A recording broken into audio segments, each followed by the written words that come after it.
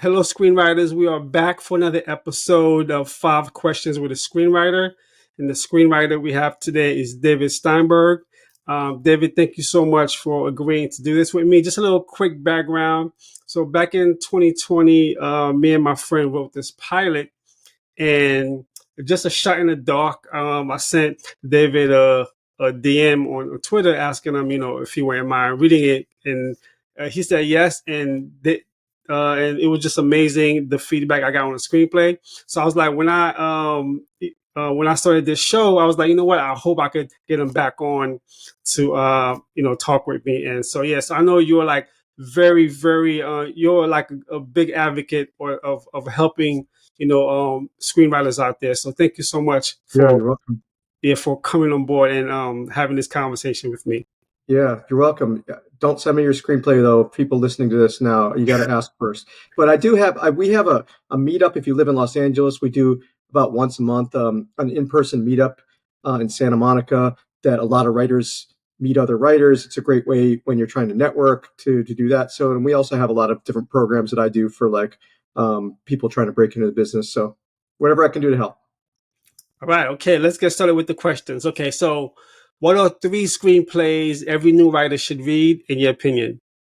Back to the Future. Wait, I wish I had known these questions ahead of time. I would have come up with my answer. Well, Back to the Future always, because Back to the Future has like the perfect screenplay structure, and also it's a master of um, setups and payoffs. Like there's a classic example is if you remember the movie, in the beginning of the movie, he goes to the Twin Pines Mall, but then when he goes back to 1955, the first thing that happens is DeLorean knocks over a little pine tree that the farmer's got the two trees. And at the end of the movie, when he goes back to the mall, it's the Lone Pine Mall because he knocked over one of the trees in 1955. So that's like a great example of like paying something off that you've set up carefully. So Back to the Future is always going to be one of my go-to scripts. I think Big is another great example of a screenplay that shows you great character arc, great character growth as you see him like transitioning and learning his lesson. And I'm going to say something a little bit out there. It's not like a classic, like known for being an amazing screenplay, but it's a really fun movie. Is Highlander. The original Highlander movie does a lot of amazing transitions. When you're layering a story that is set in the past through flashbacks, which is what Highlander is, to get to those flashbacks and tell your story moving forward is very challenging because you're telling two parallel story structures. And so being able to do that going back and forth in time between the present and the past is a challenging thing to do. So that's a good example. I mean, it's a very specific skill set, but it's a great way to show character growth by showing the past story of your main character parallel to the main story. All three of those films, I've seen two of them. I've seen Back to the Future, obviously, and I've seen Highlander. Believe it or not, I haven't seen Big. I know it's considered like a classic by some. So as Yep. far as the screenplays, actually, I haven't read any of those screenplays, so I have some homework to do. Okay. Yeah, Big. I mean, it's a comedy, but it's not like laugh, laugh, laugh kind of comedy. It's more a comedy with a lot of heart, and it is funny. But there's also great set pieces in there. There's a famous scene that everyone's seen probably on YouTube of him playing the piano with the older guy by stepping on the keys in the toy store. All right. Question number two. What is something a screenwriter will never learn in a book? Um, well, I think that you can actually learn a lot of the basics of structure and character growth and just reading screenplays. So those are kind of like books. So there's a lot you can learn. What you can't learn is the realities of the business, is how to participate in a general meeting, how to pitch in a room, how to like be in a TV writer's room successfully. So those skills are kind of you got to learn by doing. Um, so people always ask whether you can break in from outside of Los Angeles, and the answer is yes. Of course, you can write and you can learn how to write and become a great writer from anywhere. But once you break in or on the verge of breaking in, then the skills of navigating the Hollywood business are so complicated and they don't really spell it out for you. There's no book on that you really need to have the advice of people who've done it before you, people can act as mentors, and a lot of those people can be in a writer's room or other situations. So just navigating like how to be in the business and how to succeed is something that no book can really tell you. You know what? It's interesting you mentioned that, which is I'm surprised there's not too many books about that. Right? There's a lot of books about structure, dialogue, and but there's not too many books about actually, like you mentioned, how to navigate the business, which is Right. I find it very surprising because that's a whole other like a lane by itself. Is there any books that you could think of that talks about that, how to Not navigate? really. Here's the problem. The reason why there aren't any books, like, not that you couldn't necessarily write a book on it, it might be complicated. It's very specific to like unique situations that you couldn't really write general things about. But the problem is that most screenwriting books are written by people who are like screenwriting adjacent. So if you're a super successful showrunner or you're an A-list screenwriter, you're not sitting around writing a book on how to become a screenwriter. I mean, maybe when your career's, in your retirement, you might do this, but most of the screenwriting books are written by people who are kind of like very knowledgeable. They might be script consultants, they might be readers, they might be studio executives, but most successful screenwriters don't write screenwriting books. And so it's not typical for there to be um, a lot of information about how to break into business because the people who are doing it. They're not writing about it. Question number three: what is the greatest character arc you've seen in a story? Wow, that's a hard one. Um, well, I mean, I don't know about greatest in the world, kind of thing. Like you could take like classic movies or whatever that we've seen a million times, but I think that an example of a good character arc that I've seen recently would be in the show Severance, which is on Apple. The season 2 is coming out soon. The character arc of that main character, sort of the premise of that show, is that his head's been severed so that his work life and his home life don't have any knowledge of each other. And so that character's like journey to realizing that something's wrong is done in such a cool, subtle way. I mean, I'm not saying it's like I'm ranking it as the greatest character arc ever, but it's done in such a cool and subtle way that I think it's really powerful. So that's what came to mind on that one. Yeah, I know. Like I know it's kind of like hard to think about such a tough question like that on the spot, right? Because Yeah. I mean, like another example, like I watch a lot of TV. I mean, I love movies, of course, and I started out mostly writing movies, but I mostly write TV now. Another good example is Shogun. That was a mini series that just came out on FX. The character journey of that character is just extremely well done, and it's only over the course. I think that when you have a limited series, you're going to find a lot. This is maybe something that people haven't thought of before. If you look at the length of programming, a movie, 90 minutes, 2 hours. Maybe if it's a Christopher Nolan, then it's 3 hours. But you only have so many hours to like tell your character journey. If you have an episodic TV show, a police procedure or whatever that's going on for 7 years, there's not. It's hard to have a character arc on Grey's Anatomy that's like going to last 14 years. But in the middle, there's that sweet spot of a limited series where there's 6 episodes or 8 episodes or something like that. So you're getting 8 hours of story on a show like Shogun that can really delve into a character over the course of so many hours, or um, even like Game of Thrones, which is 7 seasons or whatever it was, but it's not.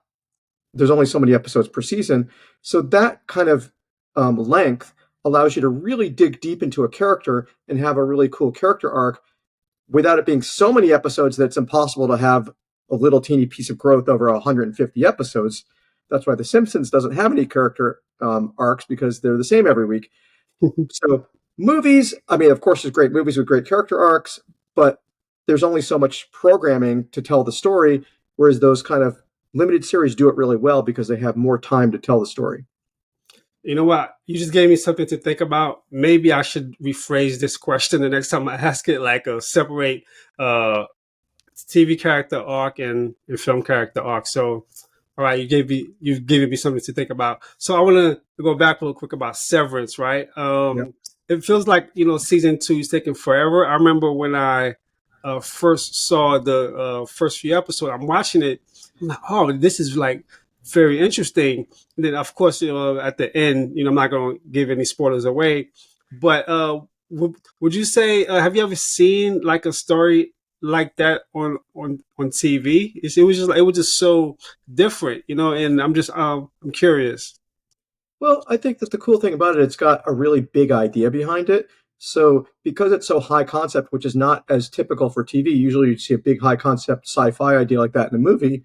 But there are TV shows that have cool ideas. There's Devs, which was a cool sci-fi show. There's Travelers about they keep sending people from the future because there's like a dystopian world and they send people who are about to die so they can like take over their consciousness. That was a pretty cool show. I mean, it wasn't as successful. It was a Canadian show that had, I think, 3 seasons on Amazon. But Travelers was a pretty cool show. Um, there's there's a lot of cool sci-fi concepts out there. Station 13, I think that's the number, um, was a pretty cool sci-fi concept. So I think that when you're talking about why Severance works so well, it's because it has a big idea that is a cool scientific sci-fi idea that makes it like a cool thing to watch. If it's just like a period drama, it can be amazing. It could be Shogun. It's a fictional period drama, but it's not like, whoa, I've never thought about that before because it's just based in reality. There's no like what if concepts. And I think that's what really drives your imagination is with sci-fi ideas is a kind of like, what if this were the case?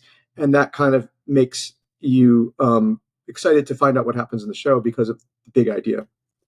You know what? I'm not embarrassed to say this. I hope other writers out there don't make fun of me. But even though like I'm watching Severus as I'm watching, even though I get it, I'm still like part of me is still confused of like of what's happening. I don't know if that's on purpose or like do you like a fully get it like 100%? Like what's No, happening? definitely not. Yeah, yeah. Oh, okay.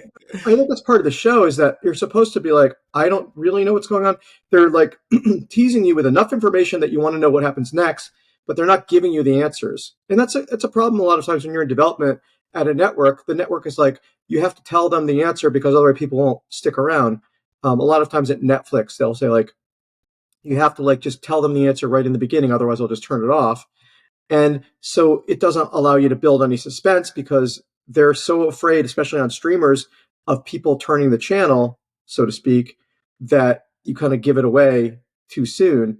Apple doesn't seem to have that concern. They're just like, yeah, do whatever you want, make it however you want, and they really enable the filmmakers, TV makers, to do it in a way that that revealed information slowly and I think successfully by telling you enough so that you were interested and not giving away too much too soon. So it's kind of a subtle thing that people don't necessarily realize is that when it comes to streaming shows versus network shows, you can have a sort of slower build up to the premise.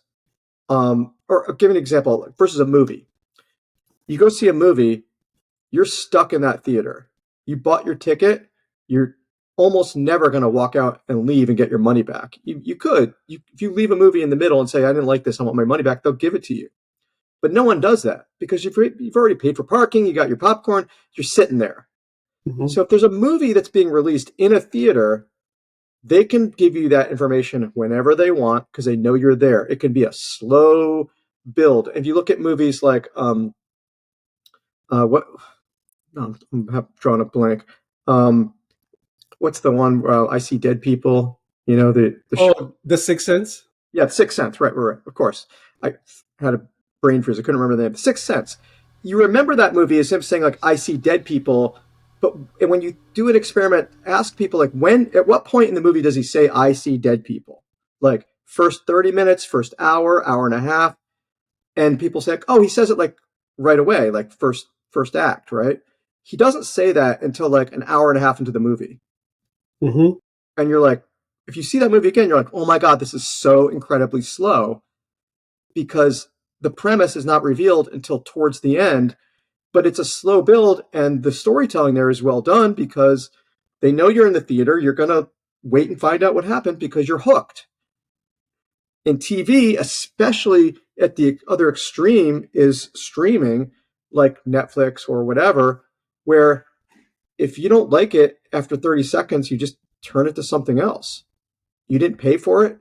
You're not committed to watching it. You can turn it off at any time. And so I think streaming executives are very paranoid about people giving the audience the hook right away before they turn it. And so that's a different kind of storytelling. It's not necessarily going to make it worse. It's just going to be um, you're not really able to like keep big secrets for that long. Well, Also, one other thing on that is that if you release them all at once versus week after week, Severance was released week after week. But if you release the whole season, on Netflix on the same day, and there's a big spoiler, someone's going to watch all the episodes and tell you the spoiler, and everyone's going to know the spoiler before you start watching it. So if there's a big, build to a reveal of information, you have to release that 1 week, one at a time. Otherwise, someone will tell you the answer before you watch it. well, I know I'm excited for season two, so Yeah, can't wait. the cool trailer. Yes, yes. All right. Question number 4. What was the first screenplay you wrote, and what was that writing process like, if you can remember? Of course, I can remember. The very first screenplay I wrote was a Star Trek Voyager spec script. So back in those days, you would, if you wanted to break into the business, you would get a script from a show that you liked, and you would try to write a spec episode of it. Nowadays, people tend to write pilots, original pilots, but we typically would write in the 90s and before that an episode of something. So I had gone to a Star Trek convention that a friend of mine took me to, and I was still a lawyer at the time, and they were selling scripts at a table, and I'd never even seen a movie script before, a TV script. And so I bought this TV script of an episode of Star Trek Voyager, and I was like, I could do this. And I hadn't even applied to film school yet. I was still thinking about leaving the law, and they didn't really have screenwriting software back then. So I took a ruler and I measured the margin. I was like, okay, so this is kind of what it looks like. It looks like this is about 1 5/8 inches, and this is kind of like this, and this is kind of like. And so I went into Microsoft Word and I set my margins to what I thought it looked like. And based on the number of pages in that script, I was like, well, I got to do the same number of pages. And I just copied what I thought was going on. I hadn't read a single book on screenwriting. I hadn't read had no software, and I just like had an idea, and I kind of wrote it myself and made it up. And it was not my finest work, but it was not bad. And like people read it, and Star Trek fans are like, oh, this would be a good episode. And they did an article about this in, I think, Vulture a few years ago. People's lost Star Trek specs, and they talk about. I said I gave them a copy of my script that I wrote in 1997, and they did a summary of the script. So it was just like we were talking before. It was a cool idea. It wasn't the most elegant execution, but it wasn't bad either. So that's what really got me to say to myself, oh, I can do this. And then after I had done that one script, then I tried to write a feature script. So that was my big feature comedy. And that's when I got into film school, and I had my feature comedy that was an original that I brought with me to film school that kind of like got me my first agent. That is such a cool story. The thing that was great about it was the sort of pure naivete. I was just like, I thought this was a really cool thing. I'd never seen a script before in my life. And I was like, I have an idea that could be a Star Trek episode. I'll just try to write. It was like fan fiction. That's really what it was. It was the love of the show that I was like, I want to write something because I have an idea that I think could be cool. And I wasn't trying to sell it. I wasn't trying to do anything with it. In fact, I never even gave it to anyone. So that kind of like just pure love of a show sometimes can really motivate you to do something cool, as opposed to doing something like, oh, I think I can sell this. I think I can break into the business, which is fine also, but that's going to be more focused on marketability versus just like, oh, I have a fun idea. Let's just see what I can do with it. And the fact that you brought out a ruler, Microsoft Word, it goes to show like like you shouldn't have any excuses. Like if you Yeah. if you want to do something, you'll find a way. And I think that's such a cool Yeah. story. Now let me ask you this. Where's that script now? Have you is it lost in the ether somewhere? Or I'm curious. Right, right there. I'm pointing on my bookshelf. It's right there. No way. That is so cool. That is so cool. So have you like? I'm curious. Like, have you gone back and read it over the years just to see, how Well, you? I read it. I read it like a couple, like when they did the vulture thing. I went back and read it. I was like, okay, I think for my first attempt, the one thing I did wrong is I think a lot of the dialogue was kind of on the nose. Like people just said what they were thinking instead of subtextually implying things. But other than that, the story was pretty good. This it was the right length. It had like an A story and a B story. It was like a tight thing. I mean, I'm actually pretty surprised that the structure was very solid. I understood just from reading one script that there would be a main A story and a B story with other characters that kind of tied together in some way. So, and actually, I think there was a C story too. So I don't know. I just guess the other thing is like if you love TV and you've seen a lot of TV, you probably have an intuitive understanding of like how TV works, and you get that like these characters are going to do this story, and then these other characters that aren't doing anything have to do something else. Otherwise, they're just sitting around. The actors have nothing to do. Oh, I love that story. Oh, okay. All right. This is the final question. Question Okay. number 5. Okay. You get to plan and go on a non-romantic date slash hangout with your current main character. What does that date look like? Well, I'm writing a pilot right now with my wife is my writing partner, and we're writing a pilot for Disney. Are you talking about that main character? Okay, well, okay, I know the fact that you're in the industry. I know you have to be mindful of stuff you can say, stuff you can't say. So, yes, if you could talk about it, yes, your current main character that you're writing now. If you can't talk about it, then I can talk about it a little bit. okay.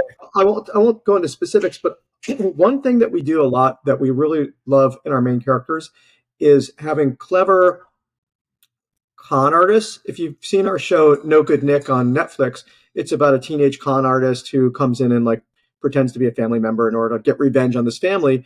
And the reason why con artists are such fun characters is because they're always proactive. They're always like, there's a situation and they're like, okay, how can I manipulate this situation? How can I like use this to my advantage? So they're always doing. They're never like sitting there going like, oh well, stuff's happening and I have no opinion. They always have a plan and that drives the action, and they can make mistakes and they can learn lessons and stuff, and they can like have a heart of gold. And then I'm not saying they have to be evil. We're not writing like shows, gritty 1 hour dramas about really bad people, but characters that have like a flaw that can then be redeemed. We're rooting for them. So when the audience is rooting for your character, that's a great character to write for. But having them be proactive and clever is just makes it easier. So we have a character now that's very similar in some ways to the No Good Nick character of Nick, that is a clever character that comes in with a plan, and you know she when she's confronted with an obstacle is like, you don't know who you're messing with. That's a fun character to write, and I'd love to hang out with that character because it's not going to be boring.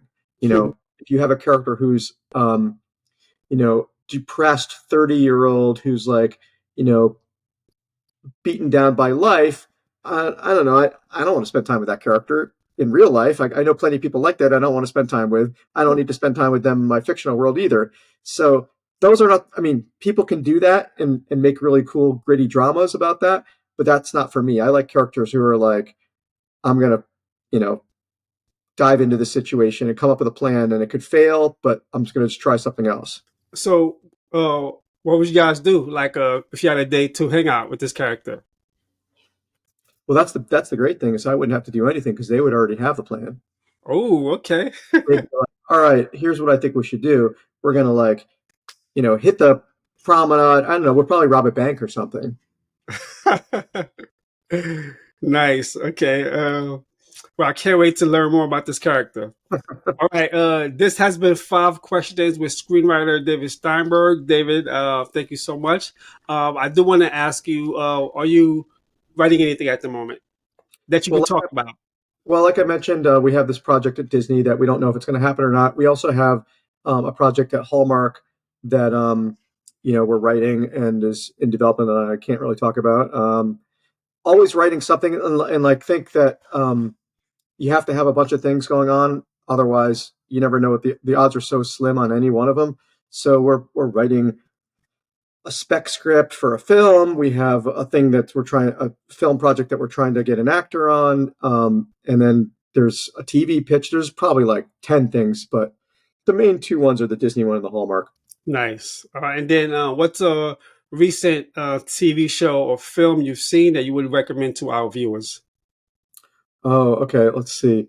Um, I'm really watching a lot of network TV right now. I don't know why, but I've been watching High Potential, which is really fun.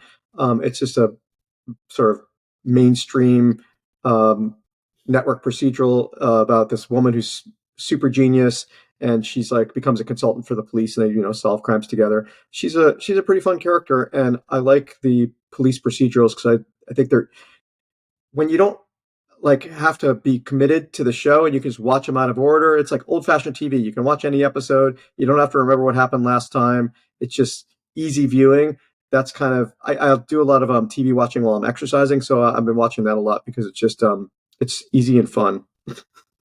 Yeah, so that's it. I know I do want to say though, I know you do have a Patreon to like help writers. So would you like to tell us a little bit more about that and Yeah, where they sure. can find it?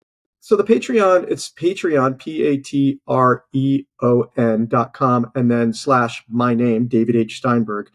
And it's like it's a community where aspiring screenwriters and TV writers, I do a post once a week about different subjects about how to write and also the business side of things. So it's a lot of um, advice that could be helpful on not just how to write something good, but how to break in and how to navigate the system once you get in. And there's free tiers, so there's paid stuff and then there's free stuff. So it's free to join. So I think people can see whether they like it and read all the free stuff first, whether they want to pay for anything. But the other thing that's cool is that we do live events as well. So once a month we do a mock writers room where I'm the showrunner and we do, like, for example, last month we did I Love Lucy. So you come in, you pitch your episode of I Love Lucy, and I conduct it like a real writers room because this gives you the experience of being able to see what it's like pitching ideas and working with other writers and collaborating, which you might not have had that experience before in like a situation that's very similar to the real world before you get into that room and you're like, I don't know what I'm doing. So, like for example, you pitch it. I think Lucy does this, and then Ricky does this, and I say that's great. But what if we took your idea and did it a little differently, and then someone else says, yeah, or it could be like this, and that idea of your idea morphing into something else is hard for people at first because you're like, no, no, no, I wanted it to be like this.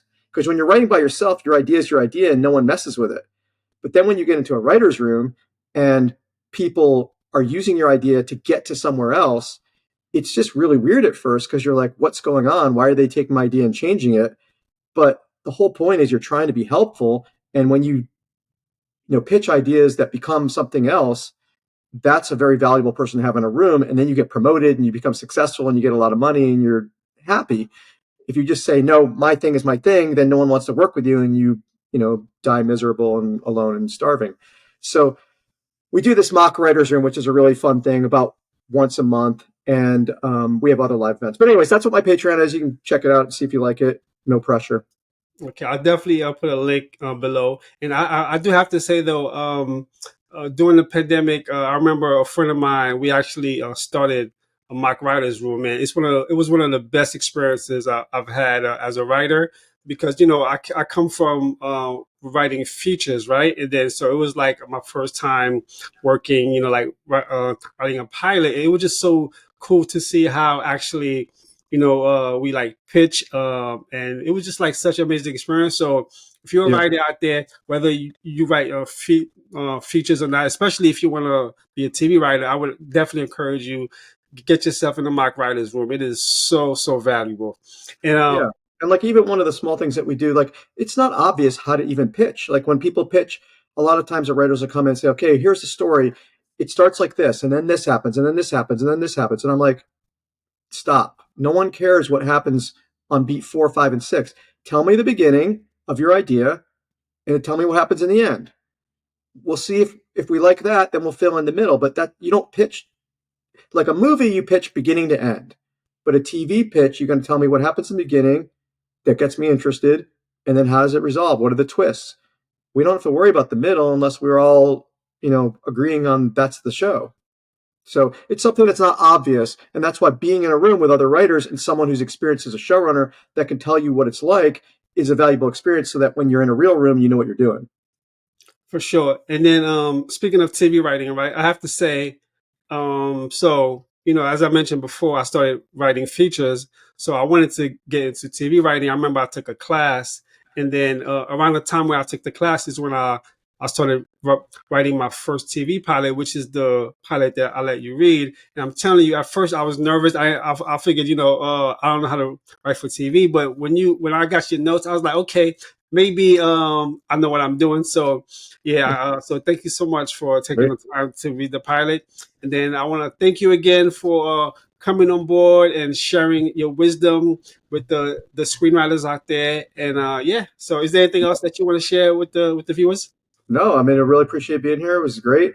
Um, cool. I think what you're doing is really a valuable service.